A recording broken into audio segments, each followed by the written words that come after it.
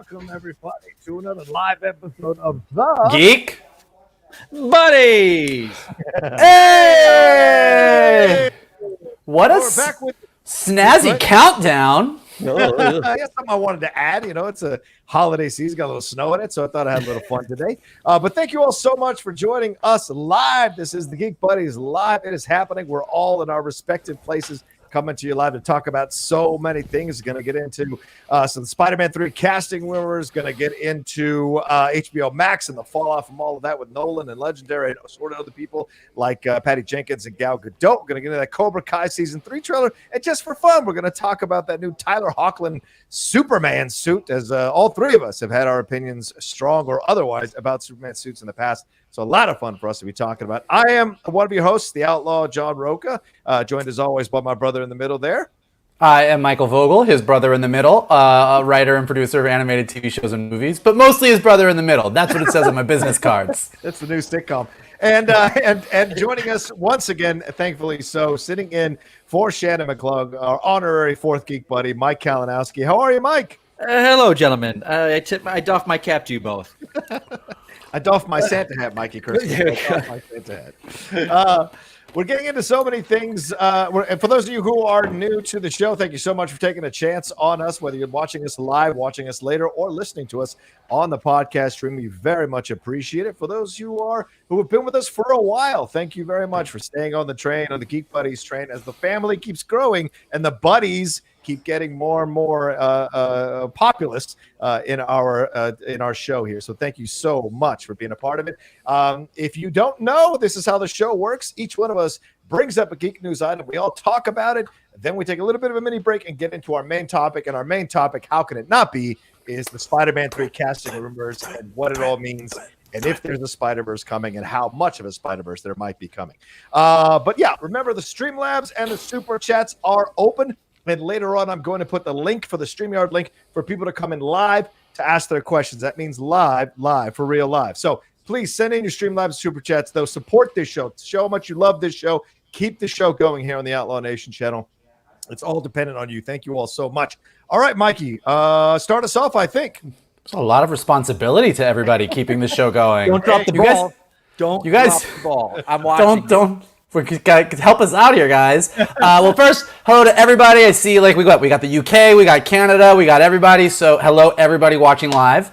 So I have our first news item of the day, and our first news item is actually the item we missed last week by mere hours. This much. Literally this much. It is obviously Warner Brothers and HBO Max's big news and big announcement. Literally, as soon as we stopped recording last week, Warner Brothers announced that they were going to go ahead and drop pretty much their entire 2021 slate on HBO Max simultaneously with theatrical releases. And the way it's going to work is they're going to be released on HBO Max and in theaters day and date. These movies are going to be on HBO Max for a month, and then they are going to leave and be just in theaters. And so as long as we are still dealing with staying at home and COVID and big cities where movie theaters aren't open, that was Warner Brothers' plan. And although many geeks, many of you who are listeners probably responded with a, hell yeah, we've been waiting for this. Good for us. We get to see these movies. Not everybody was as excited as you. So a lot of people in Hollywood not thrilled with this news. One of them being Mr. Christopher Nolan, one of the few people who did get his movie released in theaters in 2020 with Tenet.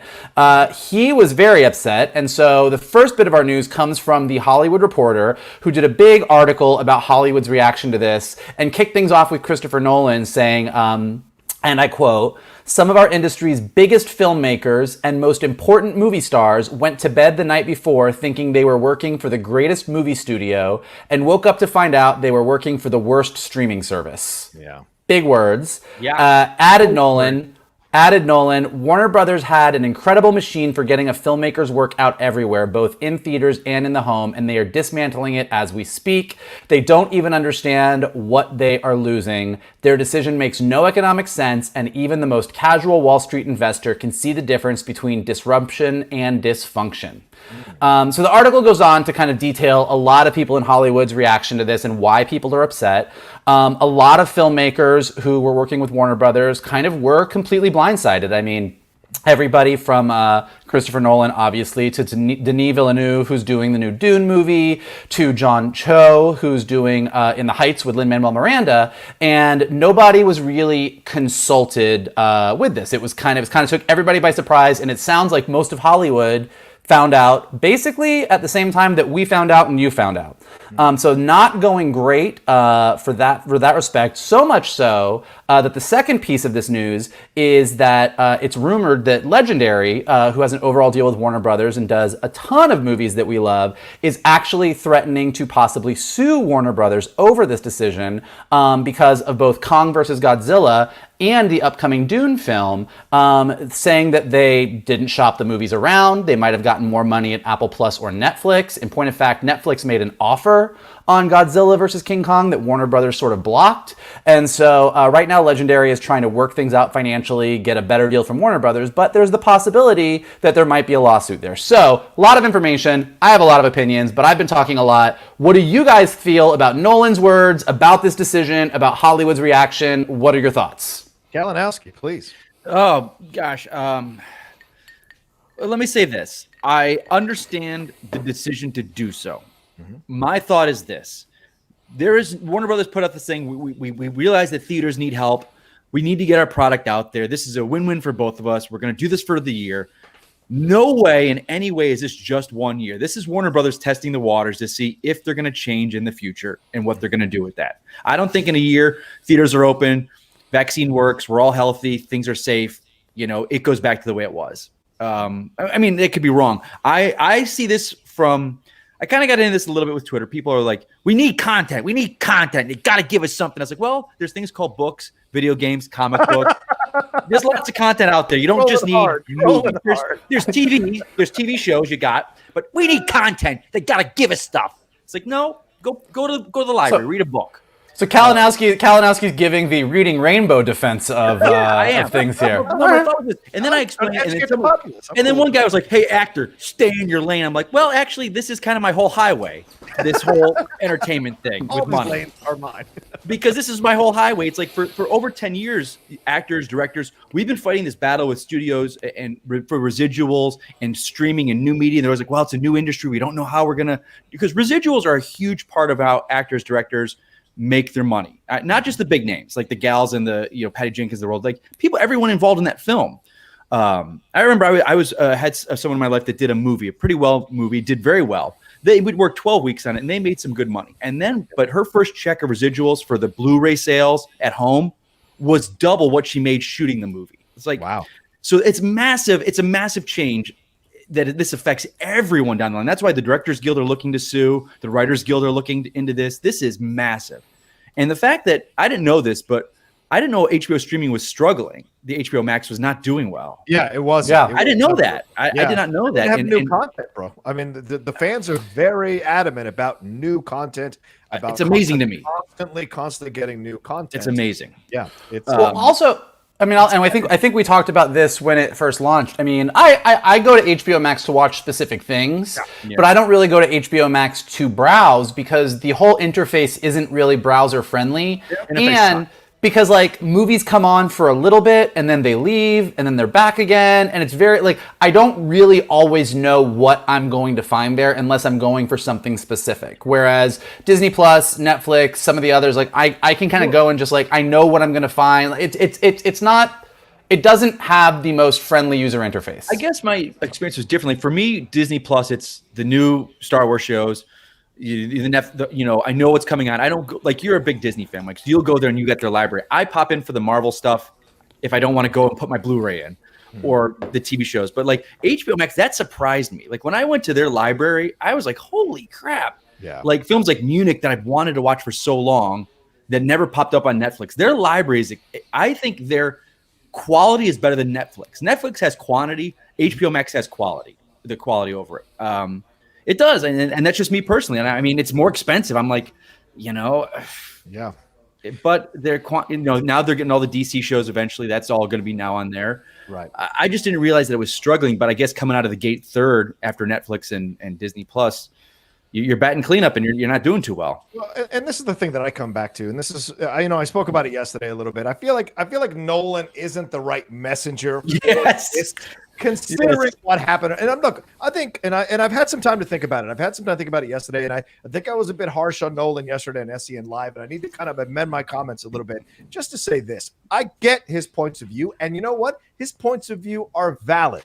The problem is he's the messenger. The problem that WB bent over backwards to release this Tenet film for him, his insistence that they release this film in the theater, his push to make them drop this thing, and then him to turn around like the scorpion and the frog and sting the frog halfway through the crossing the river. It just doesn't make sense to me to bite the hand that feeds you, to play the victim here, to put up the shield and want to carry the flag. It should have been Patty Jenkins. It should have been some of these other directors whose stuff actually isn't going to get a longer run in the theaters necessarily without being a date release. But then again, we found out from reports, and I don't know how confirmed those reports are, both Patty and Gal got paid $10 million each, possibly, to be positive and supportive of this situation with HBO Max, which isn't a negative. You take your money where you can get it in this business. You know that, Mike. Everyone's one bad movie or a couple of bad movies or an injury away from not being able to do it again. So you just never know. But this whole situation here, I get why HBO Max did it as a business. And Mike, I'm curious, because you're an executive, you've been in these rooms, you've had these conversations about changing direction and cutting and keeping shows or actors or what have you. This, from the Hollywood Reporter article, we're just getting it from Boris Kitt, his point of view from his sources, said one executive stood up in the room and said, we should probably tell the creatives about this, and they shushed her down and just went forward. Is this just a conglomerate, seeing creatives as just numbers on a ledger and just pushing forward no matter how many hurt feelings there might be? It's funny that you say that. That part in the article, when I read it, having been in a lot of rooms in the past. Were you that person, Mike, in the room? I will say I've never, not in that specific way, I have been the person in the room in certain places where I've given my little Aaron Sorkin, this is the right thing to do speech. I've had a few of those in my time on a couple shows. But no, I mean, I think it's actually, that was not a surprising moment to me. The idea that somebody in the room would say, guys. Yeah.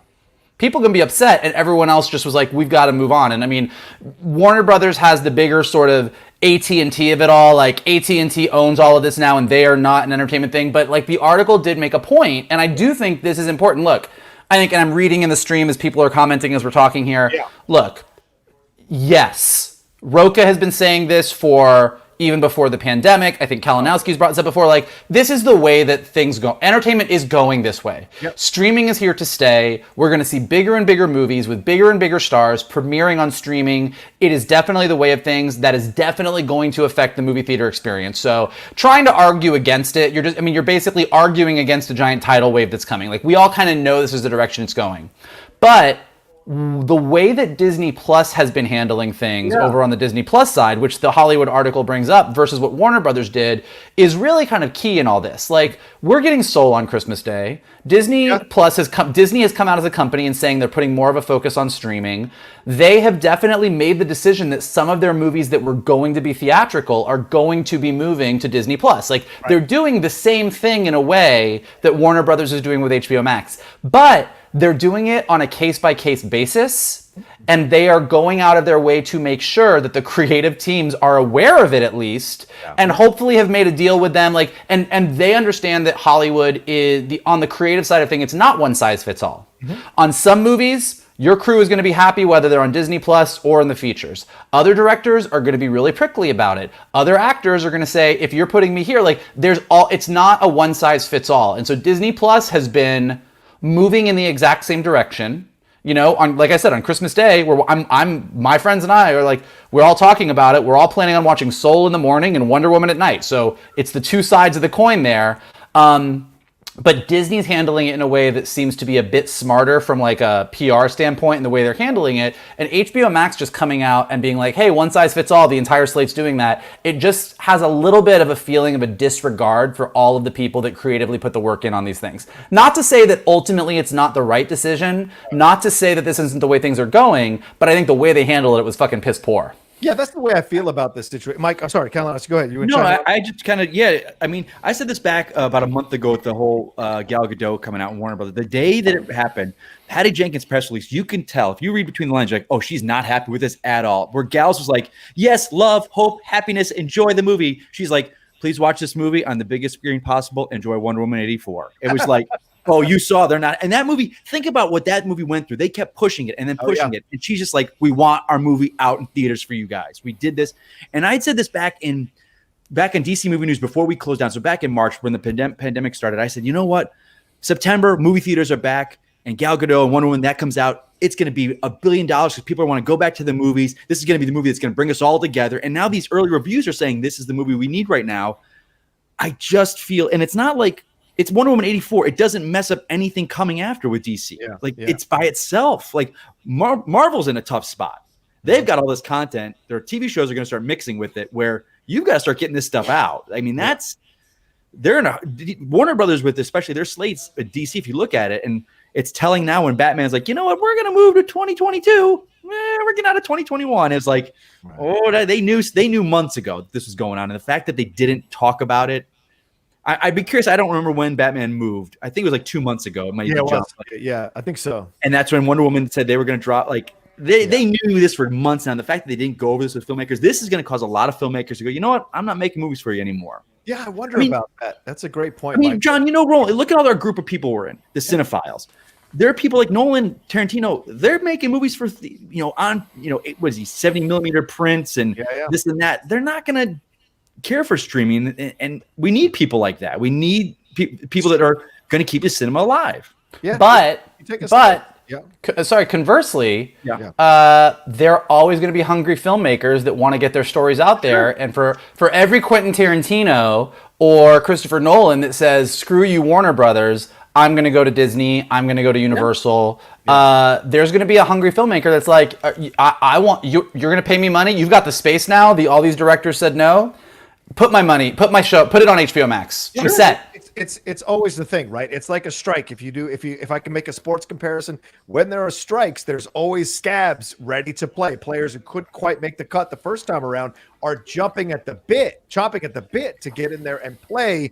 If you're going to let them wear the uniform, if you're going to pay them, it's always the danger that to make a stance here that you might lose your position. But this is the life in this city all the time, is executives and studio bosses and boards and all that making decisions, and then unions have to kind of try to fight for whatever's left off the table, and it's not always good, and they'd always get the best for their respective people. So it's always a struggle. This is just such a bold move. I wonder if Warner did this to kind of be like, look, this is going to eventually happen. We might as well rip not the Band-Aid, rip the entire cast off the leg and just go and try to make that walk and force it, because if not, we'll be behind everyone else. And this is before Disney's meetings that are happening as well. So, but I think, and again, I don't know the conversations that Disney's had with whether it be Soul or Cruella, which I think is going to Disney Plus, or some of the other stuff. But you're not hearing a lot of complaints. You're not hearing a whole thing the way you are with HBO Max. Right. And the part ripping off the Band-Aid, great. This is the way it's going to be, great. The challenge is that there are so many deal points and financial aspects that you just don't really think. Like, so I'm an actor. I'm a big in-demand actor. Everybody wants Vogel. I want that on a t-shirt. Who doesn't? Who doesn't really? But like everybody wants Vogel. So you get me in the movie, you get me in your movie, but you give me back-end participation, which means that I'm taking a smaller fee up top, but it means that based on box office receipts, I'm going to get a certain amount of money. Right. And then without letting me know or talking to my agent or making any kind of allowance for that, you say, oh, we're just going to put it on streaming. And I go, okay, well, what the fuck does that mean for my back end? Like, and that's just one person. I mean, a lot of these movies, the bigger movies, especially the Dunes and the In the Heights and like these big movies, like you're like, well, yeah, James Bond, you're like, okay, you have to go in and figure that out. And it just seems like when you come out and say our entire 2021 slate, well, It's clear that they didn't. Like, they came out and made an announcement, and clearly they hadn't done that with those movies, and that's why you're seeing everybody flipping out now. So although I agree with you that Nolan may be not the best messenger, given the tenet of it all, I think his feelings about it pretty much do reflect most creatives' feelings who have been working on these films. Yeah, and let me make this switch real quick. Bam! Thank you to Jake Yacovetta for that new overlay. Thank you so much, Jake. Oh, thanks, Jack. He saw what was happening. He's like, I got to help you. Let me send this. Thank you. Although it was good before because it looked like I was wearing a Geek Buddies t-shirt, so it was pretty cute. But I'll allow it. Also, Jake, if you want to send a new one, it's Kalinowski at the top there. WSKI. Not that's all right. But it's okay. It's okay. Thank you so much. Keep going. John, use your sports analogy, buddy. I was thinking about this. People were bitching, and like, we need content and this and that. And movies are this is what it's going to go. Okay, think about it this way. Let's say it's sports. Let's say the NFL says, you know what? We're never doing live events again. Yeah. No more stadiums. We're getting rid of every stadium in this country. Everyone's gone. We're going to take 2 football teams to a random field. We're going to film it, and we're going to stream it for you guys. You going to enjoy that, guys? That's no, same, right? No, it's not the same. It's not the same. It's not. People are like, Mike, I saw Raiders of the Lost Ark on VHS, and I still love this movie. It's like, yeah, that's life. But there's something about a movie-going experience, like a live football game. You can't ever replicate that, and nothing's going to replace that. So you need filmmakers like Nolan, these, that are out there fighting for this kind of thing. And people talk it's a money thing. Nolan can go anywhere and get a $200 million movie made whenever he wants. Yep. It's not money for him. It's the cinema. And whether you say that's arty, he's a little, pretentious, and I get that. And I don't love all his films, but this kind of crapping on Nolan that a lot of people are doing now, where 5 years ago, they're like, he's the greatest thing ever. It's true.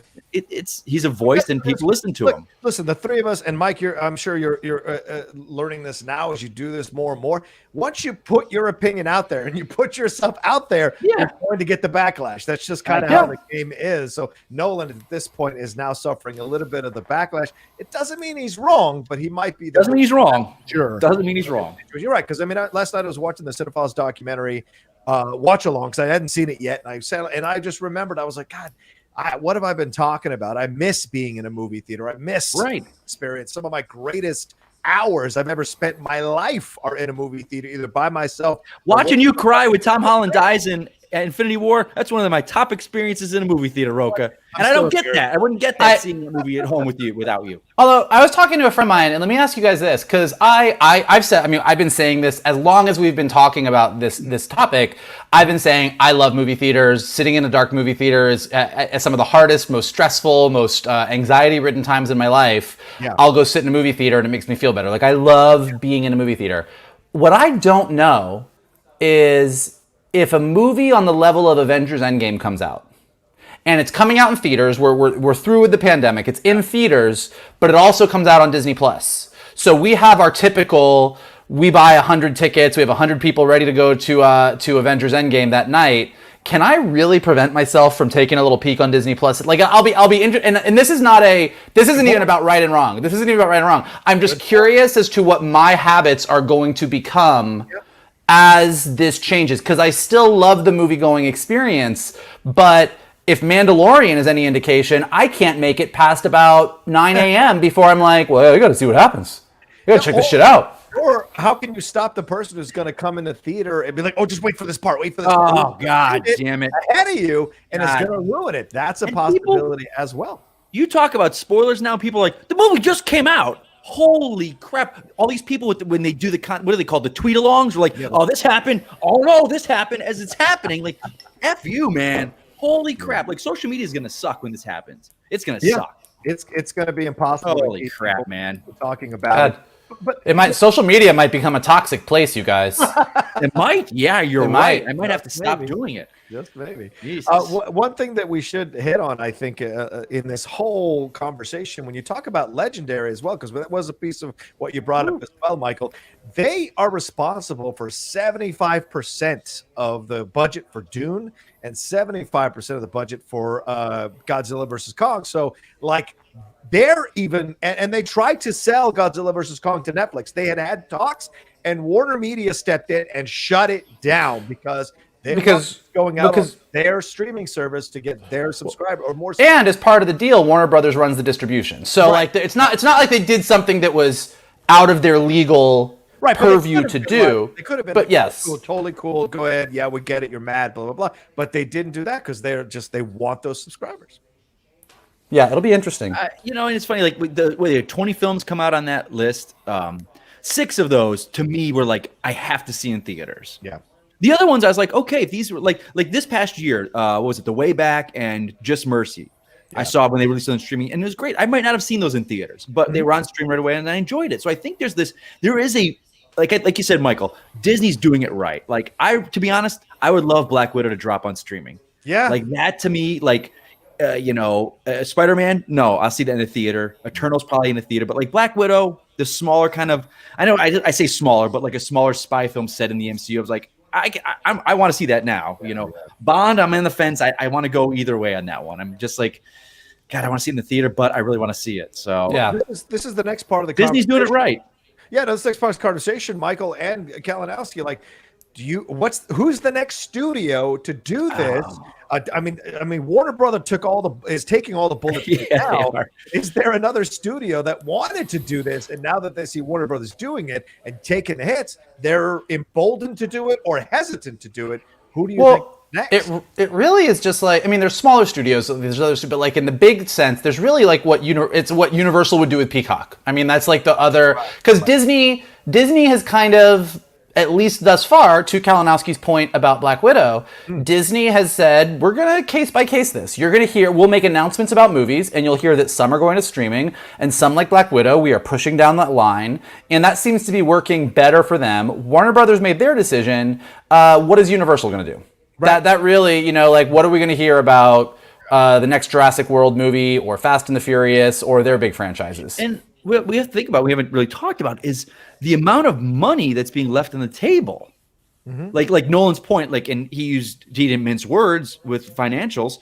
Yeah, this is a massive, like, I don't see how HBO financially, this doesn't make sense for me.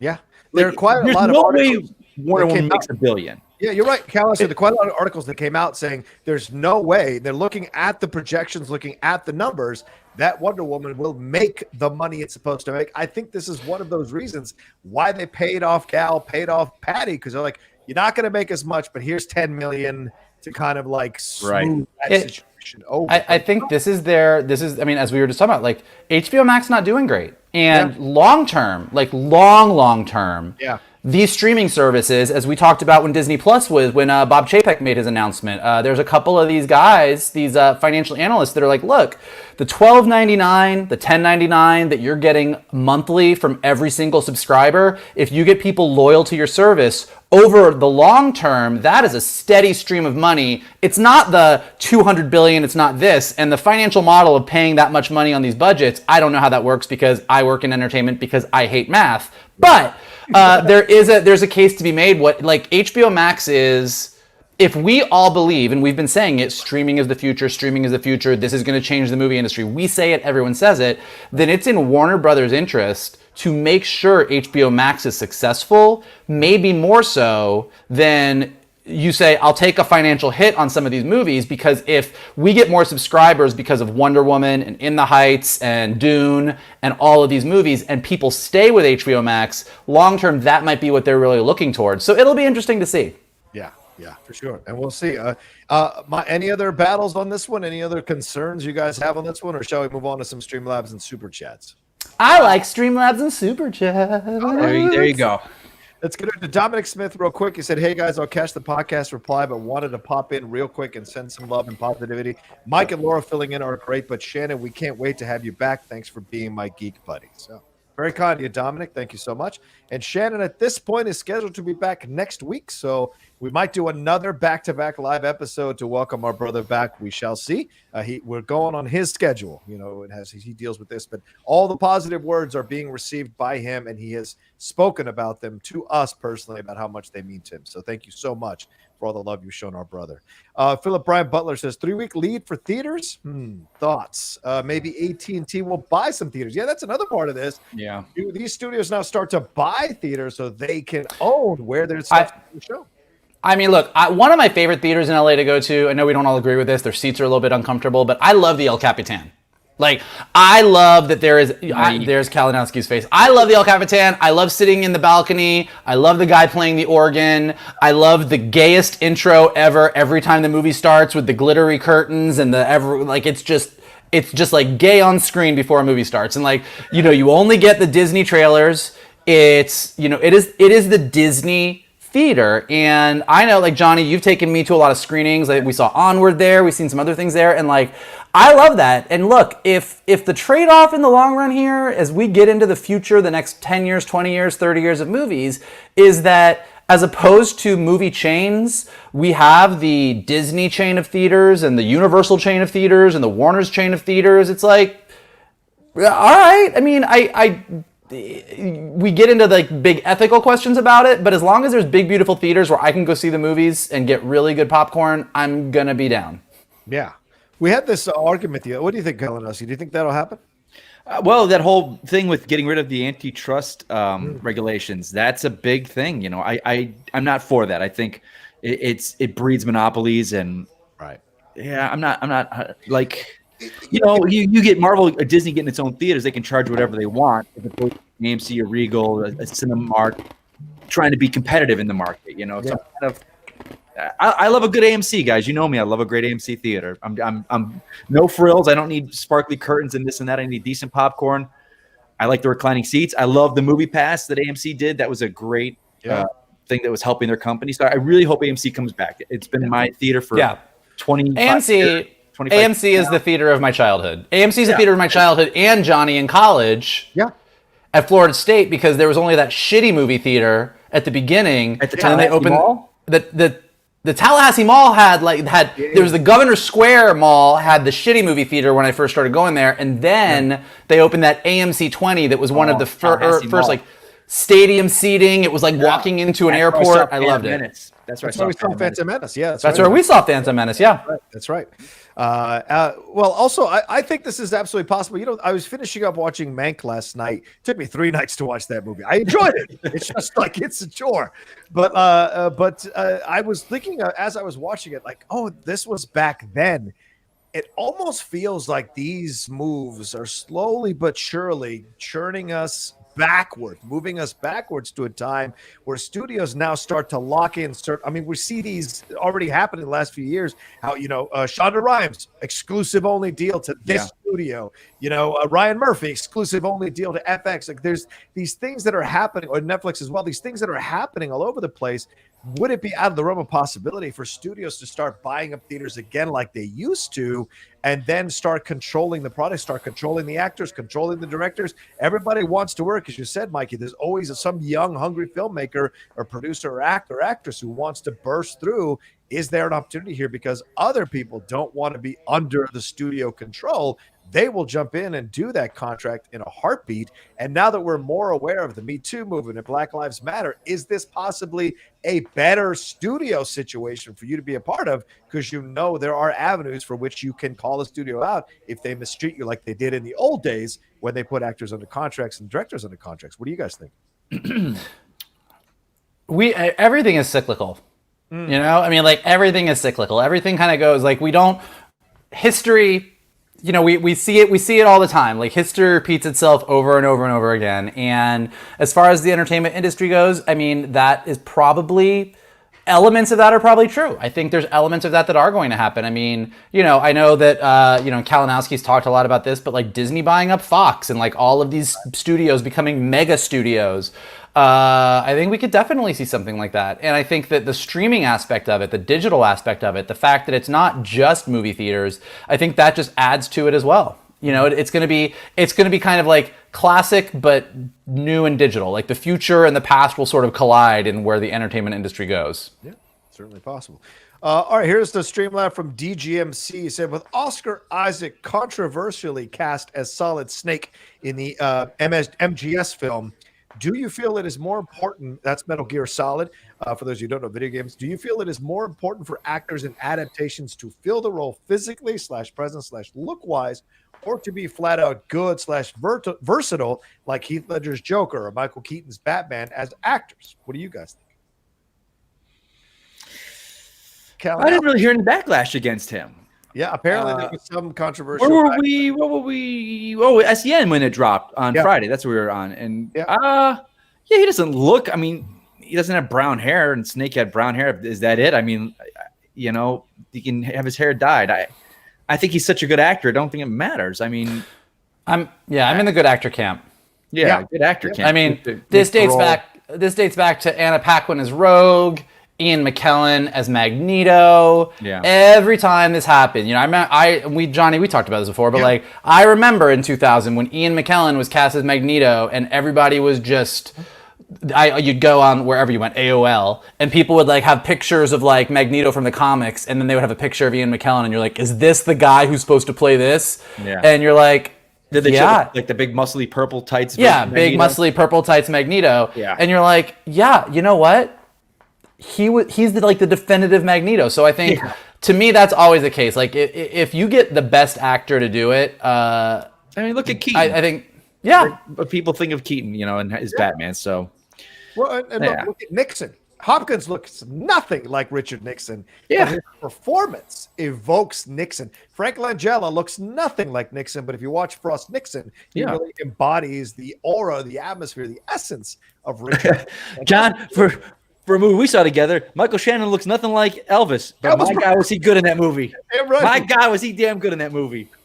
He was awesome. Right. Need to watch that. Ozzie Davis doesn't look like JFK at all, but in Bubba Hotep, he's great. And up there. Philip Hunt says, hey guys, hope you're having a great day. Regarding this whole Nolan situation, I understand and sympathize with wanting theaters to stay open, but I live in a remote part of Australia. Very few films come to where I live. Streaming services are vital here. That's actually an excellent point. Yeah, it maybe now they have the breadth to reach more people who maybe won't have access to theaters, or those small towns where the theaters shut down because they can't afford to stay open anymore. This is a way to kind of keep the product going through their to their places. Yeah. Yeah. You know, I don't think it is. We talk so much about the big cities and having the theaters and being on lockdown and shutdown and what this means. But yeah, you're like, it is not untrue that you're like, yeah, there's other places where this is a way to get these things out. And ultimately, you know, our conversation about can we make it the entire day without going to the theater to see it, but like if things do come out on streaming and theaters at the same time, I guess the real question will be, and this is what AMC and Regal and everybody are wondering, is if you can watch it at home, how many people will still go to the movies? How much will that still be an experience? And I think that's the big question. Yeah. The big thing we talked about it a little bit, and I was trying to see that points like theater owners for a family of 4, it's over $100 to go to a movie, not including concessions. Like, that's ridiculous. Yeah. And that goes to the theater, but also it's to the point the theaters get so little money off the film itself. Yeah. They have to pay so much for the film, so they've got to charge $20 for a thing of popcorn. It's a kind of, they're eating each other, you know, and destroying the industry. So yeah, it's the theaters. Yeah, it's going to be a weird territory, guys. Weird, uncharted waters. And everything that's happened, Mike, has been coming, right? It's been coming for a while. Yeah. This situation was not tenable. Movie Pass was the first real kind of salvo across the plains here. The first shot that people noticed. Yeah. Like, I could go for $10 a month. I go see all these movies. It's because these theaters were desperate to get audiences back in the theater. And so they could charge their refreshment. They'd make that money off the refreshments and stay alive. Then AMC Stubbs came along and was like, okay, let's do that and do $20, but you'll get everything and you can go multiple times. Yeah. Clearly, they were desperate to get people in the theater at large numbers so they can make their money back. Now, with this situation, I imagine, because AMC was super pissed the next day. You saw the articles, AMC's reaction to Warner's decision. A lot of theaters are mad about this. You imagine these theaters are going to work out where they get 70% or 80% of the profit of the ticket sales. Oh, that's right. Yeah. Right? So will that lead to them reducing the price of refreshments, which entices people to come see these movies? I don't know. But it's all a financial balance in your minds. And if you see a commercial or an ad while you're trolling the internet where it says, hey, come see a movie and the popcorn now slashed to $4 large, blah, blah, blah, then that might encourage you to go and see. I'm gonna go the other way. I am gonna open a chain of Vogel theaters. Okay. And this is gonna be like, you show up, it's like a club. There's go-go dancers dressed as all your favorite movie characters. You buy high-end drinks. There's a DJ, but he's not just DJing music. Behind him, he's also DJing movies.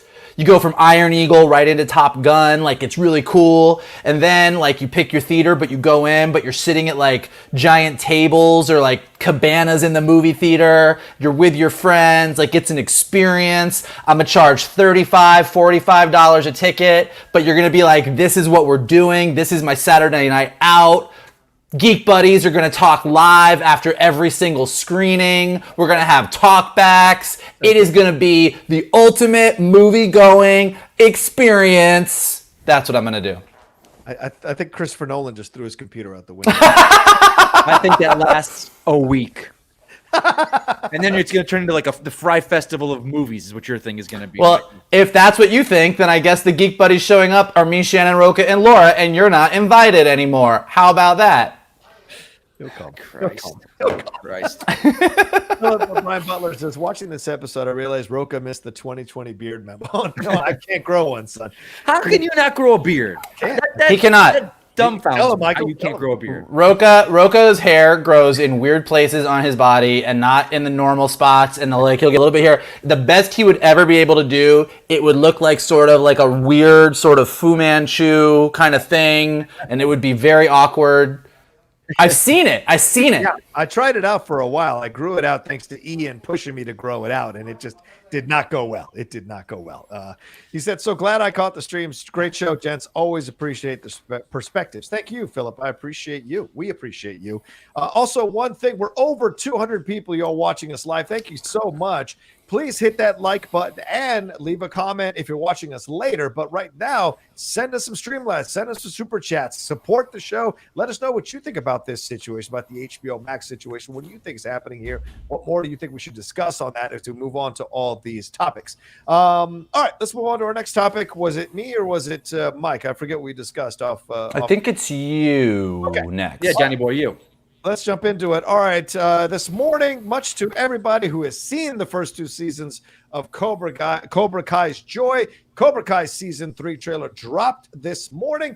Daniel LaRusso and Johnny Lawrence going at each other one more time. Martin Kreese is Kreese is back. Martin Cove as Kreese is back as the sensei. And if you remember, at the end of last season, Johnny's protege suffered a terrible fall, and that's where we're picking up season 3. It looks like, and he's recovering from that fall. Oh, so where are we at here? Sorry about that. Down the bottom there.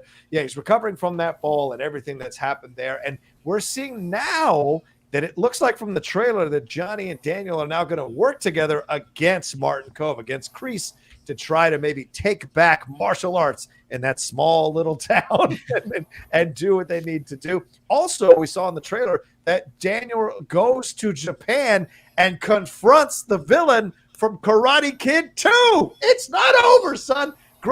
Old grudges die hard. So great to see those. And that actress who he had the relationship with while he was there in Japan, and the actor return, who was the son or the nephew, I think, of the overall older villain, who was Miyagi's villain there. So seeing some of the Japan stuff mixed in with some of the stuff happening here in the States, I think it looks fantastic. We even get a Dee Snider cameo at the end, because why not bring all the 80s back? I loved it to pieces. You guys are not caught up on the Cobra Kai situation at all? I have not watched an episode of it. Wow. Yeah. So I watched, by the way, everybody, I lowered my mic. I don't think my mic is too loud. I think I am too loud. It's just you. It's just me. It's just me, everybody. You. Trust us. I do what I can. I've gotten yelled at like 3 times this week in different places for being too loud. It's just who I am. Well, I'm sorry. Yeah, I have to. It's a whole other story. I have to work out in my garage downstairs instead of in the courtyard now. It's a whole thing. Are you loud when you work out? Like, what are you doing? Are you loud when are you yelling? Are you one of those? Apparently, I'm more of that than I thought that I was. Oh God Almighty! So now I work out in my garage downstairs, and every time I do a burpee, I see a little cockroach run by my head. But it's okay, because it's 2020, and we do what we have to do. How are you making noise doing a burpee? Like, what kind of noise are you making? I make noises doing other things. Look. That's good. I like that. You done there? You done there, buddy?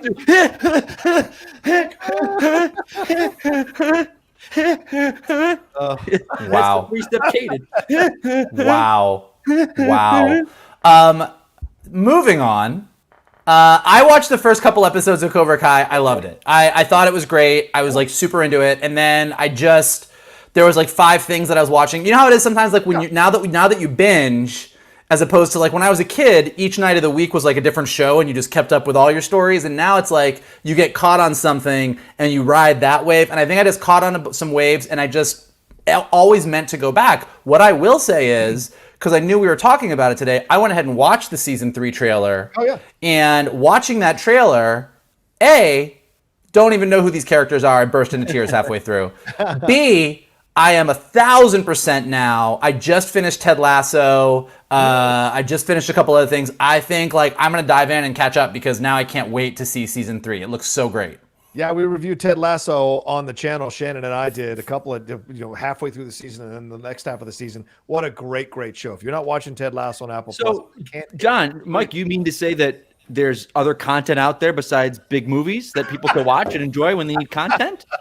That you don't say. You don't say. Oh, Jesus! Wow, I know, you're the most aggressive host of Reading Rainbow I've ever seen in my life.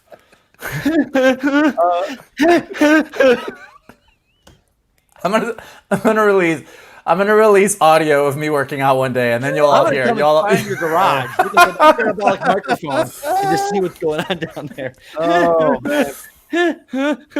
Oh, it's hilarious. Cobra Kai season 3. What about you, Mike? You haven't seen an episode. Not an episode. Have you ever seen Karate Kid? Have you ever seen it? Of course. I grew up in the 80s. I was a Karate Kid. Came home from that movie and tried to beat my friends up. Of course I did. Come on now, man. What makes you hesitate to see this show then? I think originally what it was, honestly, and I know it's on Netflix now, was at YouTube. Like YouTube with TV, I was like, I'm not watching TV on YouTube. This is like streaming I get, and I know it's streaming and I get that, but YouTube its setup was so terrible as it was. Like I can't watch a TV show on this.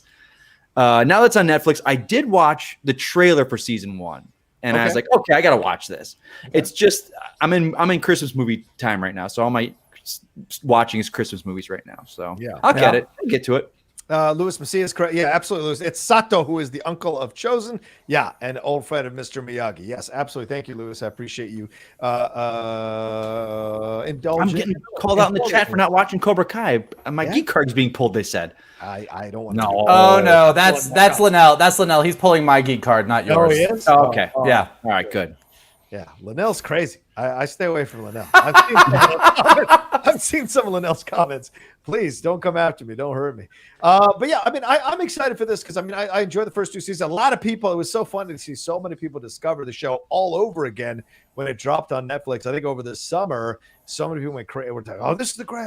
Where's the show been? And it's like, I actually paid the $9.99 to watch it every week for a couple. You had to pay money for YouTube? Yeah. For the YouTube radio, it was $10 a month to get that, but it was no commercials on any of my YouTube videos, and I spent a lot of time watching stuff on YouTube. So for me, it's worth it. For other people, maybe not so much. Okay. But it was worth it to see the show too, and I enjoyed it. It was great to see Ralph Macchio back again. William Zabka. By the way, you forget how many films Zabka played a villain in. I was watching Back to School, which I hadn't seen in a very long time the other day, and there's Zabka. Oh God, as the swimmer, a douchebourbag. And he cornered the '80s douchebag market. Bring awesome. Back to School back as a show. I would love that to see all of those. I think most of those people, other than Rodney and Burt Young, are still around. So I feel bad because I probably should know this. Is Pat Morita dead? Did he pass away? Yes, Pat Morita passed away. Okay, because I was going to say, why is he not popped up? Yeah, please. Oh my God! First season. I think you just figured that one out. Now I did. I didn't realize. Was it a while ago when he passed away? I think it's about 5 or 6 years ago. See, I would have remembered that. Yeah. No, that sucks. Let me see here. But yeah, he passed away a few years ago. 2005. He passed away in Vegas. 15 years ago. That's a little different. And for those of you who don't know, that is an accent that Pat Morita puts on. He actually does not speak with that accent in real life. Really? Just letting you all know that as an accent. Really? Yeah, just like the guy on Two Broke Girls, he does not speak with that Asian accent. That is an accent he puts on for the show. But it's great to see. I love it and I love the fact that now, as a new twist, it's Johnny and Daniel LaRusso coming together to fight Martin Cove. And there are a lot of rumors, and I tried to get some information out of a couple of people who are lucky enough to have gotten this already, to ask them if Elizabeth Shue does make an appearance. She's mentioned in the first season. She's mentioned even more in the second season. Now there's rumors, and she was just in The Boys in season 1 on Amazon Prime. Yeah. So certainly not an issue for her to do some streaming work. Would she show up? And there's a lot of rumors that she is showing up this season in some form or capacity. Maybe a Zoom call, maybe a cameo scene. I don't know. Okay. And if she shows up in Karate Kid, does that mean that we're going to be just a few years away from the inevitable Adventures in Babysitting reboot that a lot of us have been waiting for? Are there a lot of you guys waiting for that one? I mean, there's at least three. There's at least three of us somewhere. There's me and two other people that are like, she's running a babysitting company. Like, I don't know what the story is, but I want it, and I'm in. You can never go wrong with more Elizabeth Shue. Yeah, if you were ever to be a showrunner, I think that's the show I would pin you for, Adventures in Babysitting, Michael. Yeah. I don't know why. Yeah, I think you'd be a great showrunner for that show. All right, I'll take it. There you go. Pitch it, buddy. Pitch it. I like this idea. All right, let's get into it. Anyway, Cobra Kai is coming out, I think, later on this year. Is that correct? Or is that in 2021? I should have checked that before I started talking about it. I don't know. Oh, well, it's supposed to come out sometime soon. Get ready for it. It's a fantastic trailer. Watch it if you can.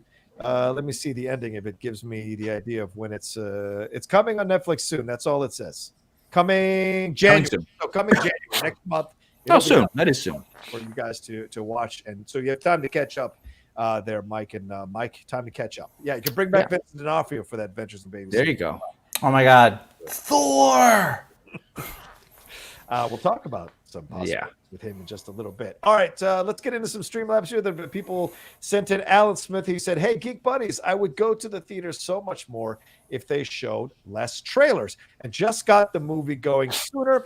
Give me 2 or 3 trailers and I'm good, especially since you can watch trailers online. Am I wrong? Also, sup, Kalinowski? Great to see you. What do you get? What's up, buddy? Kalinowski, I think Kalinowski and I have the opposite opinions on this one, given our head shaking. So, yeah, well, I know what you're going for, Mike. And for me, and again, I said this AMC. I love AMC, but you got 25 minutes from the start time to the time that movie actually starts. 20. That's because you got commercials. Yeah. I'd say 2 or 3 good trailers. You're gone. You're golden. That's it. Get them in, get them out. I do like trailers, but they're available online.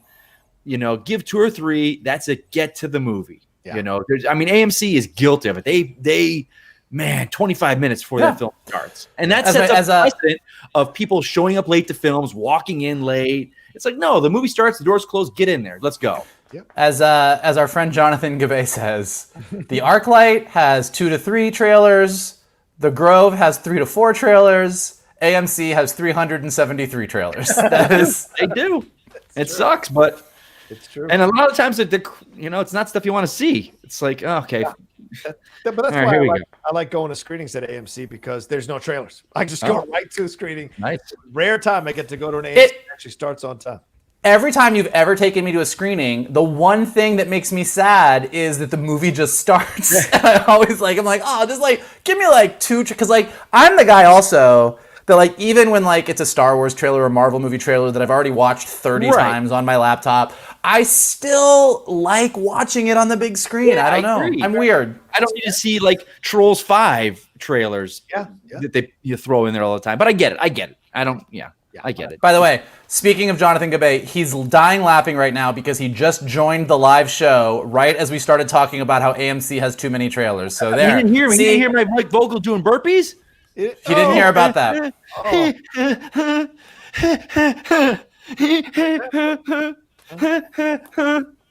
I guess that works. Just gonna visual.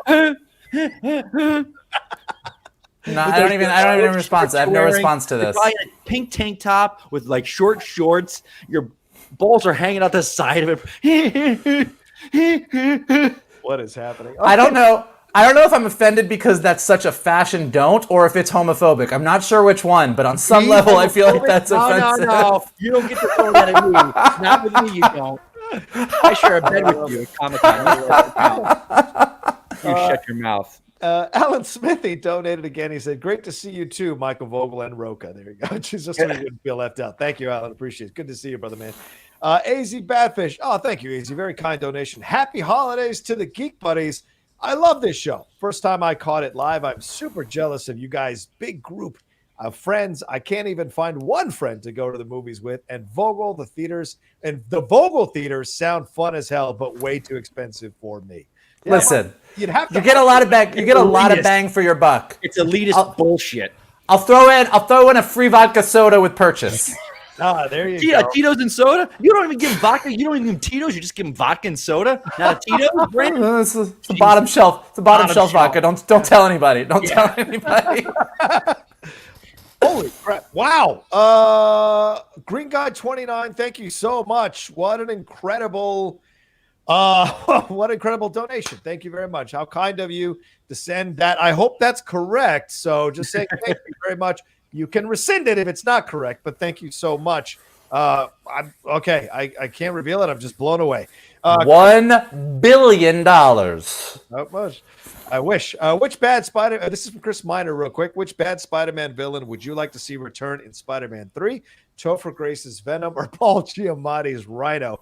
Miner, can we table this discussion until we get to the main topic? Because we're already an hour into the show. We got to wrap this thing up in about 40 minutes. So, yeah. What? Let's get to the Spider-Man costume so we can get to the Superman costume so we can get to the Spidey stuff. Yeah. All right, Mike Kalinowski, take it away. Yeah, this morning dropping, we got that TV show coming out, Superman and Lois, starring Tyler Hoechlin. I hope I'm saying the right, Tyler Hoechlin, and Bitsy Tulloch as Lois Lane. It's kind of the new version of that from Greg Berlanti on the CW network. We got Heidenberg, Berlanti are the producers on that one, and they dropped the new costume, which I didn't know was dropping. I didn't even think about it because they've been real good about keeping stuff under wraps. They are currently filming, but I saw that this morning, Daily Planet in the background, and I gotta say, my first reaction was like, I typed it away. I was like, damn, he looks good. And then I was like, oh, let me fix that. That might come out wrong. I says, damn, this looks good. I think he looooks great. I think this looks so much better than that Supergirl suit that he was wearing. I did not like that Supergirl suit. I liked him in it, in the role. But this just, people are, and there's complaints already. We got complaints. It's the S is too small. The cape is this is this, that is this. I'm like, it's Superman. We've seen 50 million iterations of it. There's only so much you can do with it. Yeah. We're going to see 50 million more eventually. The guy looks good. He's good in the role. I'm hearing great stuff from the set. People are saying that, I know that work on the project is saying it looks really great in motion. Yeah. Like that was a big thing. It looks really great during a lot of the sequences when it moves on camera. It looks really good too. Yeah. I don't know. What are your thoughts, guys? I don't know. Mike, I'm sure you got thoughts, Mikey. Yeah, Mike. I do. Look, I think it looks good. I like him as Superman. I liked him on Supergirl as Superman. I do think this suit looks a little bit better than the Supergirl suit. What happened? Whoa. You right? Yeah, I'm getting a trailer somewhere. I'm getting a lot of. Oh, you must have clicked on a link or something. So it happens. Sorry there, guys. Yeah. I had I literally thought Rocha was like playing some mood music for me underneath, and I got really confused with what was happening. No way. I'd get you get a strike on the video. No way I'm ever done. No, I think he's great. I think he's great in Supergirl. I'm excited about this show. I didn't have a huge issue with his costume before. Like I said before, when we were talking about actors playing the roles, like as much as I am in animation and a comics fan and everything else, when it comes to like redesigns of costumes and different things like that, definitely is an area that bothers me less, or I pay less attention to it than other people do. So I think the suit looks really cool, but I'm mostly just excited about this show. I mean, I'm excited about everything we've heard about it. Sounds like it. I love it. Yeah, I really like her. I didn't like her at first, to be honest. I think in the first crossover where she showed up, I'm a really big Lois Lane fan, so I get very picky about my Lois Lanes, and I didn't love her at first, but I liked her a little bit more as time went on. And I also feel like, to be fair to her, she wasn't given a ton to do.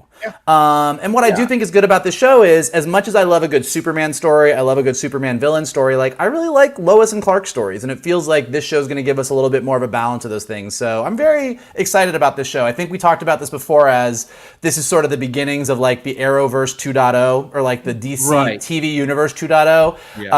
And so far everything that we're seeing coming out of it, I'm really intrigued by. And because I kind of fell off on some of these other DC shows, I feel like this is a good time for me to sort of dive back in. Yeah, like I really kind of fell off with Batwoman, but now all of a sudden, and am I saying it right? Is it Janikova? I'm not pronouncing her name right. She's been doing a lot of Instagram videos like with her costume fittings and stuff, and that's got me really excited for that show. what they're doing with that. And I heard some stuff in the pike that I cannot talk about that's coming that I think fans will be very happy about that's coming on that show. But like you said, John and Mike, this is like CW 2.0 it's kind of like DC Comics goes through these rebirths and all that stuff every now and then, and I think it's really exciting. I think, I'm very excited for this. Javicia Leslie, I think is who Javicia. I apologize butchering her name. And I will say this. I mean, like, I'm no fashion, anything like to me. I look at this and I go, it has shades of the Brandon Routh. It does. It has shades of the design, the kind of like almost Aquamanish sea mermaid kind of feel to it that is reminiscent of the Man of Steel Superman outfit. So I like that it's a combo of a lot of things that have come before, yet uniquely its own thing. And so for me, it looks good. It does look better on him than that Supergirl Superman outfit. I not like that as well. I'm not a fan of collars that hang down. I'm just not a fan of it. It drives me nuts when and his cape like clipped like here, and they had the big collar right here to show your chest off even more. So this looks great. He's looking great in it. Yeah. And I hope it's a good show. Got these two fashion police on either side of me over here. Collars and cape clips. I think I'm allowed. I think I could be a bit of a comic book costume expert. I think I've got the steep knowledge to do it. And it's got a little bit of, and I'd say what you will, it's got a little bit of Cavill in it. I really want the shading in the blue. It's a little Cavilish. I want Mike Kalinowski to be the Tim Gunn of superheroes. I'm really that's a show. That is a show I would pay money to watch on HBO Max right there. I'm down with that. I'm absolutely down with that. Gotta come with it. Can we show it? Can it be a show at Vogel Vision Theaters? Oh yeah. Oh, are you back on board in Vogel Vision now? Are you into it? Part of it. If I'm gonna be an investor and I've got a stake in it, maybe. All right, yeah, maybe we'll talk about it offline. We'll talk about it offline. Can he tear the S off like a huge cellophane? Superman Christopher Reeve's Superman is the best, and it's so true to the comics. It's true to the comics. That S, and when he made multiple visions of himself and just disappeared, and he didn't really kill Zod. Zod's still alive down in the Fortress of Solitude. He's still alive down there. He didn't kill him like Cavill's Superman killed him. Wrong. All right, let's move on before we get to go. All right, we have 290 y'all watching us right now, but only 124 likes. Please hit that like up, guys. There. I'll do more. I'll do more Michael Vogel burpees. Yeah, oh, please don't. Yep. Please stop. I'll actually physically do Michael Vogel burpees if you hit it up that high. Let's go. All right, let's take a quick break. And Lois and Clark is coming. Wait, no, sorry. What's it called again? What's the show? Superman and Lois. Superman and Lois. That should be coming soon from the CW, as Michael said, to the 2.0 there series. They've cut some stuff. Some people. And look, I was watching an episode of Supergirl the other night. I really enjoy Melissa Benoist. I miss her. I don't want her to go. I don't want her to go. It's a shame to see her go, but I'm hoping I like her a lot. Great stuff coming for her down the road. She's actually I really like her. Talented, self-composed young woman, and the way she spoke out about the costume and had them change it. She's really great. I interviewed her once. I got nothing but great energy for her, so I'd do nothing but cheer for her. They've got to keep, because I heard Diggle's coming back. Yeah. Like, even though shows were canceled, they're still in the world. So I think we've not seen the end of her. Yeah. Diggle's got to come back and be like, let me tell you something about yourself. Let me give you an inspirational speech right now. I never believed in anything, but I believe in this right now. I'm Diggle. I love Canada. All right, let's take a quick break. We'll get into the main topic, which is the Spider-Man casting rumors and all of that happening. So we'll just take a break for about 5 seconds, and we'll be right back right after this.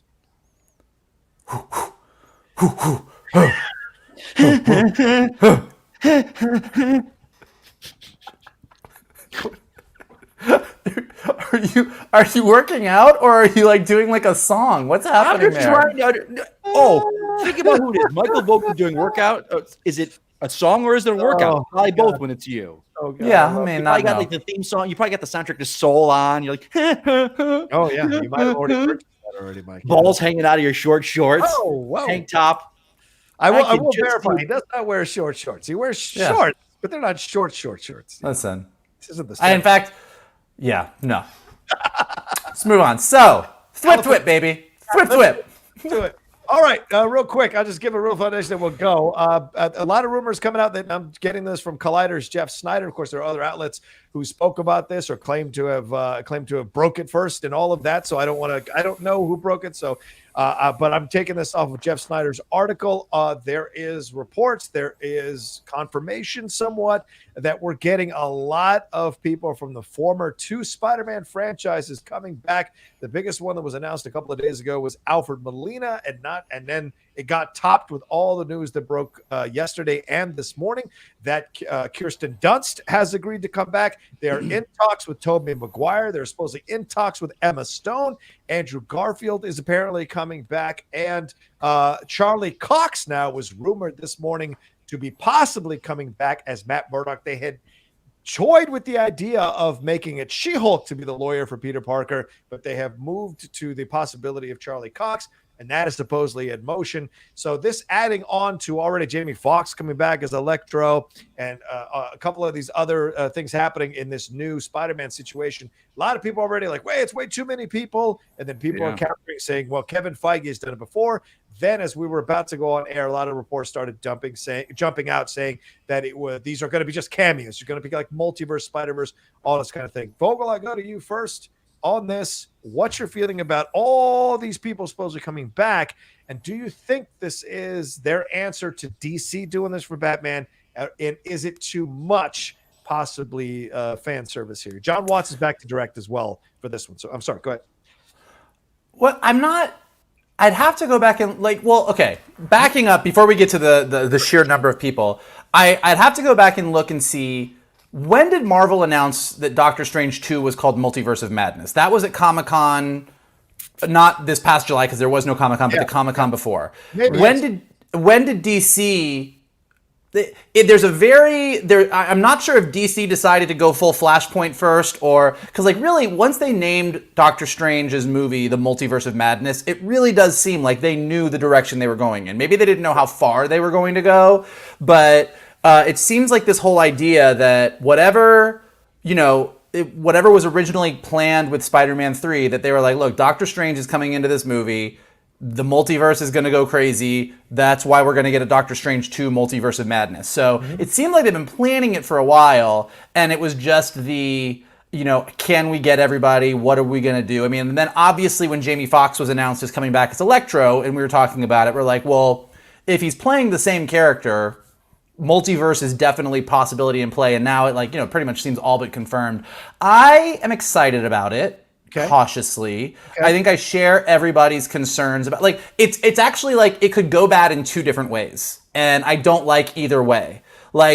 If it's just cameos, if we have all this hullabaloo about a multiverse and we see Andrew Garfield swing by for 2 seconds, kiss Emma Stone, and that's all we get, and then we see Tobey Maguire and Kirsten Dunst as an older Peter and MJ, and that's all, and it's just a 2-second thing, I feel like this is kind of a waste. It's kind of like what the Crisis on Infinite Earths thing was on the CW, where it was it's cool that we saw all this, but it doesn't actually apply.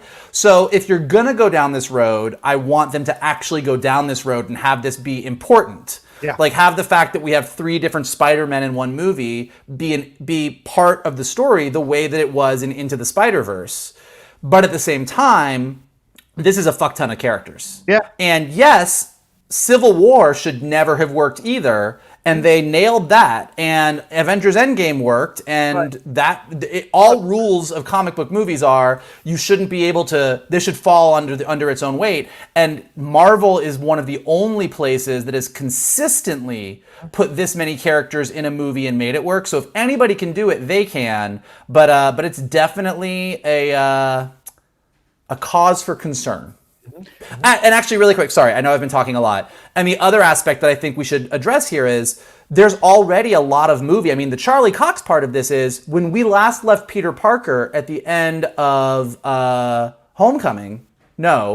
From Home, he was outed as Spider-Man. A superhero being outed and everybody knowing who he is, who Aunt May is, what school he goes to, that is enough of an issue to support an entire movie. Mm-hmm. So now we're going to go into a Spider-Man 3 where the entire world knows that Peter Parker is Spider-Man. They think he killed Mysterio and attacked London, and the multiverse is opening up, and we're getting Doc Ock and Electro and all of these things. So the idea that there's a lot of story that you have to navigate is big. But again, Marvel's one of the only studios that's consistently pulled this off, so I'm going to give them the benefit of the doubt.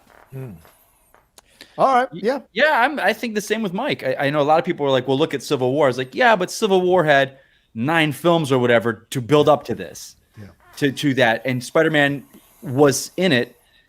He was not going to be in it originally. They had a plan for him to not be in it. So it was like he was kind of – and if you take Spider-Man out of Civil War, the film does not change at all. It's the same film. This is a ton – what changes about Civil War if Spider-Man's not in it, Mike? I didn't look. Steve and Tony still go forward. They still break up at the end of the film. Yeah. They still – it could have been any character in that role. Like, hey, I know this person I can get to help our team out. You don't Spider-Man get a couple of very funny lines. Thank you. Okay, there it is. There it is. I think, and I love. I know people don't like him, but I love Tobey Maguire and his Spider-Man films, and I did like Andrew Garfield. I think Garfield and Emma Stone, their chemistry, is some of the best chemistry of a couple on screen that we've seen. I actually agree with that because they were. I think that is true. Yeah, I think so. Like you said, is it going to be a CW crisis thing where it's just cameos and it's cool fan service? But on the other hand, it's like we got into the Spider-Verse, which was so well done. Yeah. But we don't have Lord or Miller involved. I know, but it's Feige and I trust them. But on the other hand, it's like I'm kind of like I just want Tobey Maguire to be. I mean, not Tobey Maguire, Holland to be Spider-Man in Manhattan. I just want Spider-Man. Like it's like okay, first film was hey, I'm Tony Stark. Live in his shadow. 2 was I got to live up to Tony Stark, and this is that Tony Stark. And now this one, it's like hey, all these other Spider-Mans. Just let the guy be Spider-Man in his own film, dealing with his own crap. I think that's a fair point, Mike, because the rumors are they're bringing in Doctor Strange to essentially take the place of Tony Stark to be the next mentor for Tom Holland, for his partner.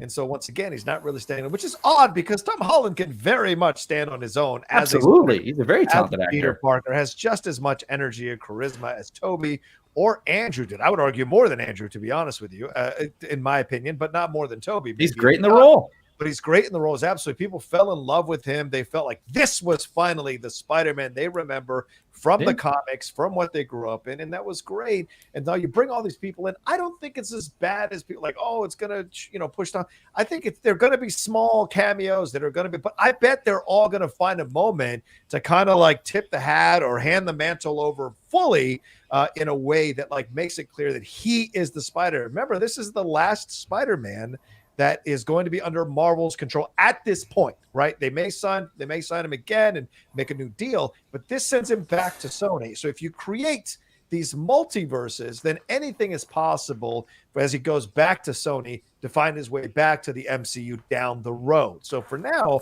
I don't mind this as much. It's a great way to hedge their bets. It's a great way to introduce these people back into the Spider-Man universe. Great way for fans to enjoy it. And I remember when this was like never a possibility. And so it's incredible that studios are open to bringing back these former stars of these franchises to have some fun for a little bit. Yeah.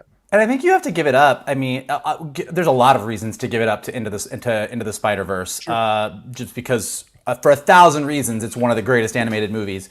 But they took that risk and introduced the idea of a multiverse.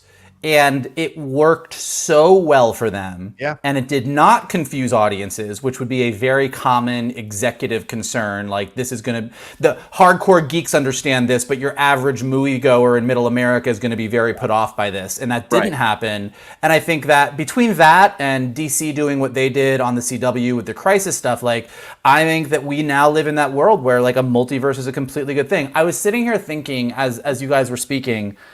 like how to navigate this story-wise, because you don't want to be too much like Into the Spider-Verse. You don't want to be just cameos for cameos' sake, like Crisis. You've got to like find your own way. I think to your point about this rumors that Doctor Strange is going to be Peter's new mentor. I think, look, Peter, the way that they've built him as a character in these movies is he's not ready to be the hero on his own. Like, he consistently is like, he just wants to live high school. He wants to be with MJ. Like, he's very much a kid in high school, and they played in that way, and it's worked really well. And given the Avengers who are left after Endgame, Doctor Strange is basically his neighbor. So going to Doctor Strange and being like, I don't know what to do, particularly because I've just been outed. You don't really have a superhero persona. You're just Doctor Strange. Like, there seems to be a very natural shit just hit the fan in my life. I don't know what to do. I need an authority figure who understands this world to help me. So I can see them getting there pretty quickly. Yeah. And I do kind of like the idea that as he's trying to like keep his life together, for whatever reason it happens, every fucking villain who's ever fought Spider-Man in any reality comes, like, there's definitely a classic Peter Parker Spider-Man stories work when it's like, my life as Peter Parker is in the shitter. Yeah. And I need to fix this, but P.S. I have to save the world at the same time, and I'm usually going to end up saving the world at the expense of my personal life. Like, that is how most Spider-Man stories work. So there's definitely a road. It's a tightrope. But if you can balance I have Daredevil over here helping me with my legal case to like prove to the world that I didn't do this, right, while I'm also fighting a bunch of villains, and I'm going to need the help of some other Spider-Man at the end of the day. Like, if they pull it off, it's going to be the fucking coolest thing in the entire world. But that is a lot of story and characters to juggle. That's a good point. Yeah, absolutely. Yeah. And I mean, are they going to set up Sinister Six? A lot of people are seeing that in the chat, or asking that in the chat. And I saw that all over the social media earlier today as well. And someone giving the Ponyverse a little bit of love here. Did Equestria Girls did the multiverse thing first before Spider-Verse? Is that true? I mean, really just two universes. I mean, we basically, I don't know that we did we open up an entire multiverse? Like, we had Equestria, and then we had the human Equestria High world. But we did have a lot of fun with it. So yes, thank you for the call out. And as with most things My Little Pony, it was very apparent throughout the entire production and watching all of the series that there were hardcore geeks working on that show for every Star Wars reference, comic book reference, and multiverse reference. And we definitely did have a lot of fun having some very, very deep conversations about how the world of Equestria High and the world of Equestria fit together. So 100%. Now let's move on to the next part of this, and I know we got only a few more minutes left, but this idea of Charlie Cox now, if this is real, and he is, remember we were talking about it, I think a week ago, we were talking about the possibility. Now it seems like it's moving. And remember, these are rumors. Not a lot of this has been confirmed. I want to make it very, very clear, but I love talking about it. I know other shows get all pissy about rumors. It's fun to talk about. It's great. That's what the show is, sitting around in your basement talking nerd shit. That's what here. So, like, don't be so judgy about it. And so we're kicking around this idea, if Charlie Cox is really coming back to this, I saw already people are like, well, does this mean Jessica Jones? We want her to, Kristen Ritter to come back. We want Luke Cage to come back. Nobody wants Iron Fist to come back, but everybody else wants these other pieces to come back. Is that a possibility here? Now, if you open the door to Matt Murdock, is Foggy right behind? Is Karen right behind? Deborah Ann Woll, who's fantastic as Karen. Is that a possibility you guys would like to see kind of introduced here through this film? Yes. Okay. Yes. I mean, I think that like I was kind of just thinking through it, and it's like, Iron Fist aside, let's just put that over here. Jessica Jones, great. Luke Cage, like everyone who was cast in those shows was cast so well and did such a good job. Any issues you might have, like we've all have, it was 13 episodes. Right. The middle got a little dull. This got a little draggy, but I really liked how it ended. Like there's always the things that we critiqued about the shows themselves and how they worked, but every actor who portrayed those characters, Iron Fist aside, was great. And if I go to see a Spider-Man movie and what I was picturing is Peter walking into a law firm, and it's Foggy and it's Matt and it's Karen, like if they were all there playing their parts and we introduced them in the Spider-Man movie as Nelson and Murdoch, and he was like, I need help, and so-and-so recommended that I come to you. They said you would get it, or whatever you do. And we saw those characters, like, it's the same thing that Mandalorian is doing so well in Star Wars, which is anyone who's watched those Netflix shows would go, holy shit, I just got a nerd boner. But if you've only ever watched the Spider-Man movies and then you found out this guy was secretly Daredevil, you'd be like, okay, cool. Like, if they can do that, I think it would be great. I'd rather have them do that than just pull Charlie Cox and ignore everybody else, I think. Yeah. What about Kingpin? D'Onofrio, does he come in? I mean, you got to have D'Onofrio, right? When we did Spectacular Spider-Man back in the day at Sony, I think we talked about this when we did the Spectacular Spider-Man reunion show. The Marvel Sony rules were very specific, and Fox was over here, and we really wanted to use Kingpin because he is such a great Spider-Man villain, and we couldn't because he was at Fox and he was Daredevil. And Greg Weisman had some great ideas, and we ended up sort of just replacing Tombstone as the character in Spectacular Spider-Man that we wanted to. But that being said, Tom Holland going up against D'Onofrio, with or without Charlie Cox at his side, would be super cool. It's so funny to me, and I don't know where this comes from. Mike, maybe you can help me out with this. I've always viewed, and I've always thought of Kingpin and Daredevil together. And I don't know if it's because that's from the 80s, where that's where I started comics, was in the 80s, and Spidey really didn't deal with him as much in the 80s. No. It was like Born Again, all that stuff with Kingpin. Like, to me, Daredevil is Kingpin. Yeah. I agree with you. Spider-Man. Like, that's I agree. He's the Kingpin of New York, and Spidey is New York. I get that. But Kingpin started in Spider-Man comics, I believe. Okay, you're right. Like that's like Kingpin started as a Spider-Man villain, and Spidey went up against him, Kingpin of Crime. And when you read Bendis's Ultimate Spider-Man arc, he does the same thing in the Ultimate Universe. He goes up against Kingpin. When Kingpin and Daredevil became the thing that they became, you're 100% right. That is magic. Like, I don't think that Kingpin is Spidey's Lex Luthor. I agree. Like, it's Norman Osborn and Peter Parker is that. And the reason that Kingpin, when Marvel made their deals with everybody, got lumped into the Daredevil pile is because he has become the core villain for Daredevil. Like, Matt Murdock and Kingpin and Wilson Fisk going against each other is that is the team up that you want to see. That being said, as Peter Parker is dealing with everything he's dealing with, and he's dealing with if Michael Keaton gets out of jail as the Vulture, as Toomes, and joins up, and you've got Doc Ock, and you got these things, dealing with someone who's a little bit more of a calculating, clever villain like a Wilson Fisk would be a really interesting dynamic to see. Would it be dangerous, though? Because it would give you shades of Spider-Verse again, because, Liev Schreiber voiced Kingpin as the main villain in that. Well, and don't get me wrong, I am not saying they should do that in this next movie. Right. They've got enough going on. I'm just saying down the road, I could see that. Not in this film. Down the road. I think, what you said, Matt Murdock, no Daredevil. He goes to Nelson and Murdock. There's Paige, Karen Page. There's Foggy in there. I think that works good. I'm rewatching the Marvel stuff. I've got season 3 of Daredevil. Did they end up together at the end? Are they back together as the three of them? Or are they just going to kind of bypass? I don't remember. I got to watch it again. Yeah, it's been a while. I'll watch it again. But I think they absolutely being the lawyers for him works well. More so than She-Hulk. Because She-Hulk, you'd have to introduce her first. Yeah. And it just can't be Jennifer Walters. It's like, you got to... Daredevil, we know it's there. It's like Boba Fett popping up Mandalorian. We know the history. I like this idea. What if Ben Affleck comes back as Daredevil? Does he show up in the multiverse in this situation?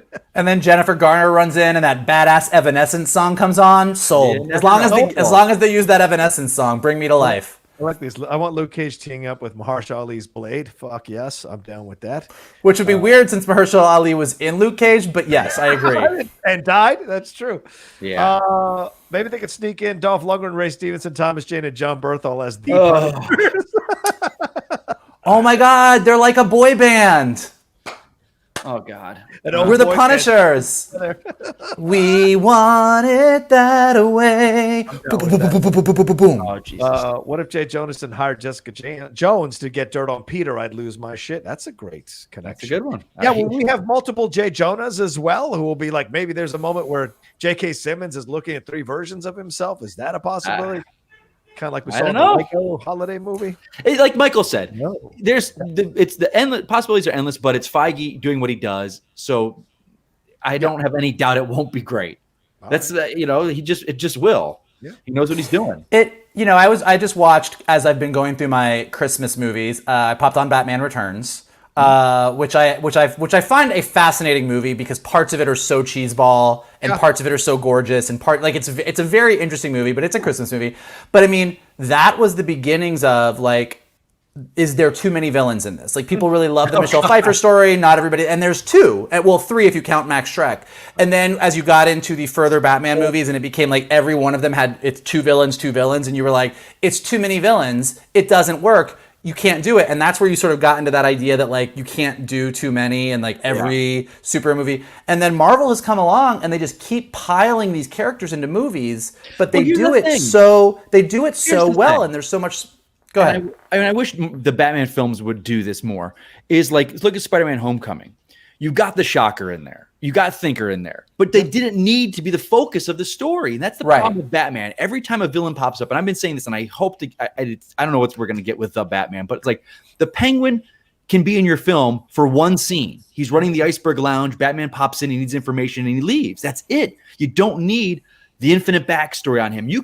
The Batman villains and the Spider-Man villains, they are the supporting cast. Yeah. That's his supporting cast. You give them 1 or 2 scenes, but everyone, he needs to have the origin. I need to see his whole origin. It's like, no, he's got some thing he doesn't understand. He goes to Kirk Langstrom to find out what this virus is, and that's it. So Marvel realizes that with Thinker, Shocker. We didn't get huge backstories for Scorpion in that movie. He's there, though. They populated that movie. Did it seem too many villains? No. Right. It's a long game kind of thing. Like the Scorpion thing is a perfect example. Like whether or not they use Scorpion and Toombs, Michael Keaton in this movie, like because like he's there. Like I said that to a friend of mine. We were watching Homecoming. And I'm like, oh yeah, that's Scorpion. And he's like, what do you mean? I'm like, well, that guy. In the comics, he becomes Scorpion. He does whatever. Like it wasn't essential to know that for Homecoming, but he exists in the world now. Yeah. So if you do get to a point, say in Spider-Man 3, where they, for reasons, bust Michael Keaton out of prison and Scorpion comes along, you're one villain closer to your Sinister Six without having to explain where he comes from or give him an origin. Like, he's probably more of your thug character. But if you got, Electro and Doc Ock and Vulture and a Scorpion or a Shocker comes along, like, you're pretty much at your six. So it'll be interesting to see. I like this idea someone put up here. Where is it? Wouldn't it be funny if Foggy Nelson and Happy Hogan run into each other since Jon Favreau was Foggy and Affleck's Daredevil? That could be a moment for sure. I always forget that he was, but yeah, that's hilarious. It'd be funny. All right, we should wrap up here if there's nothing more to say about it. Like I said, it's not confirmed. These are rumors, but they're fun to speculate about. Hopefully it comes to fruition. Could be fun. John Watts is coming back, who directed the first 2 Spider-Man movies, to direct this one, and it's a hell of a task he's been handed, but having Feige in your corner helps you navigate this. Hold on, real quick. Someone in the chat, they don't know what I'm talking about. Batman Begins. My point is this: in The Dark Knight, we get the Chechen. Yes. They created this random character because they didn't want to put Penguin in there because they didn't want to give a backstory for him. The Penguin would have worked in that role. That's what I'm saying in the Nolan films. Like, they created the Chechen, like, and Gamble, Michael Jai White's characters. Like, they created these characters that weren't, or we didn't get Montoya, or Bullock. We got Wirtz and Ramirez. It's like they didn't want to go into like, well, why is this character? We got to fill out their backstories. Like, no, you populate the world. That's fun, man. I do agree with that, actually. I mean, I love Dark Knight. I mean, it's one of my favorite movies of all time. But yes, a Cobblepot who was helping all of the organized crime bosses deal with their money would have made sense. A Montoya and a Bullock. I actually do agree with that I think that Marvel does a better job. And again, Mandalorian as well is doing this of understanding how to drop a character in there that has a history, that has a backstory, that has something that fans will know in a way that is additive for fans, but not a detraction for people who are watching it. So I do think that is... Oh, wait, we didn't answer Chris's question. Chris Miner's question: which bad Spider-Man villain would you like to see return in Spider-Man 3? Topher Grace's Venom or Paul Giamatti's Rhino. Come, Spider! Spider! Why Spider? Look at my Rhino underwear. I would say I'm going to go with that because I think they're both offensive villains to me. I think because Venom is so much of a... Rhino's kind of like a B-tier Spidey villain, and Venom is A-tier. And so Venom being done badly is more offensive to me. And I would say, as bad as Rhino was in the way they set him up, putting him around these other villains and kind of making fun of, like, this guy's a fucking moron could actually play really well. You could have a lot of fun with this guy where they're all like, Paul Giamatti, come on, man, it'd be fuck? Great. Well, no, Paul Giamatti's great. That role and that accent were ridiculous. I know, but like if you let him lean into it and you just had him be, and everyone else is like, what the fuck is this guy? Yeah. Like, that could be fun. Yeah. Okay. I love Rhino. I think Rhino is a damn good villain in the Spider-Man universe, and to play him for Sure, jokes, just not what we've seen so far. Yeah, I wouldn't necessarily like that. But I know we're wrapping up, but I have why. I'm actually curious. I know we're wrapping up, but like, why do you like Rhino so much? I like the fact that he's this big brute who actually can go toe to toe with Spider-Man and not give two shits. He's essentially the juggernaut of that particular section of the Marvel universe all over again, and I like it. I've always enjoyed him, even from the animated series cartoon, like way back in the day. I enjoyed Spider-Man. Whenever he showed up in the actual comics, I enjoyed watching any of the things with Rhino as well. Craven as well. I'm a big fan of the Spidey villains. I enjoy the Spidey villains a lot. Mysterio, I've always been on the fence about, but like I enjoy Rhino because he seems like a guy that's difficult to defeat. It means something when Spidey beats him. It's never radiated to me that he's stupid, and so I'd rather have it played as a more formidable foe for Spidey than for laughs. You know, there are plenty of other villains you can play for laughs in the Spider-Man universe. In the comments, I was just going to say, Grimish caught it. Rhino in the game, the Spider-Man game. He's phenomenal in that game. Right now, he's awesome in. He's so good in it. Can we have Arnold Schwarzenegger's Mr. Freeze in Spider-Man 3? No. Everybody chill. Everybody chill. I'm feeling horny. Yeah. That did not work at all. All right, let's wrap it up here at 4:30. Thank you all so much for joining. I'm sorry we couldn't bring some of you in live. The show ran a little long, but definitely the next time we do a live, and maybe we'll do it next week, we will absolutely create time to bring you all in live to ask you questions. Thank you for the Schmobots and the Streamlabs. Oh, sorry, the Streamlabs Super Chats in SEN Live. Thank you all so much for supporting the show as much as you did. And Green Guy 29, I'm going to give you 24 hours. If you change your mind, I'm going to let that go. But thank you if it was on purpose. So thank you so much for all the contributions you guys gave us today. It's much love. Thank you to Mike Kalinowski for sitting in.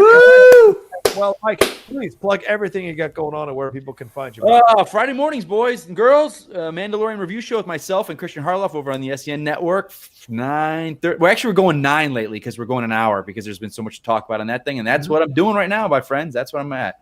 And they can find you at Mike Kalinowski. At Mike Kalinowski on Twitter, guys. That's it, right below me there. There you go. The only guy I know with 2 Twitter handles. Hey, because I'm that cool. You are that cool. You are that cool. Everybody can join me for my workout videos from my garage every morning. I will be getting a new outfit. I'm going to get some short shorts. I'm going to get a pink tank top. We're going to have a movie-based set list of songs. I'm going to start with What a Feeling from Flashdance. It's going to be great. All right. And you can follow Michael at MKToon and all he's got going on there. You can follow me at The Rocha Says on Twitter and on Instagram. Don't forget, Mike and I and Laura will be back on Friday, do our own Mandalorian review. It'll be on later on in the day. And then we're toying about the idea of doing our review live next week, the season review live, and answer all your questions and maybe have some of our own questions answered by each other as we break down the entire season and the last episode next week. So look for that and Shannon will be back for that as well. So the 4 of us live will be a lot of fun. Yeah. Now, you should all listen. There's a lot of Mandalorian Easter eggs. There's a lot of discussion. So don't feel like you have to watch one or the other. You can watch Kalinowski's Mandalorian review and you can watch our review. And if you want to leave a comment saying which one you think is better, like that's cool. Like you could totally do that. Yeah, I see you commenting on some of those, you son of a. Anyway, thank you all so much for joining us here. As Michael said, please leave a like, please leave a comment after we're done here. It elevates the visibility of the show. And when people are looking for superhero shows or stuff about comic stuff, they'll see our show pop up as something to try. So we're building slowly but surely, but it's happening. So, and it's big thanks to you all for that happening. So, all right, that's it from us. Take care of yourselves. Be well. Wear your mask and practice social distancing. And come back and see us next week for another brand new episode of the Geek Buddies. Hey!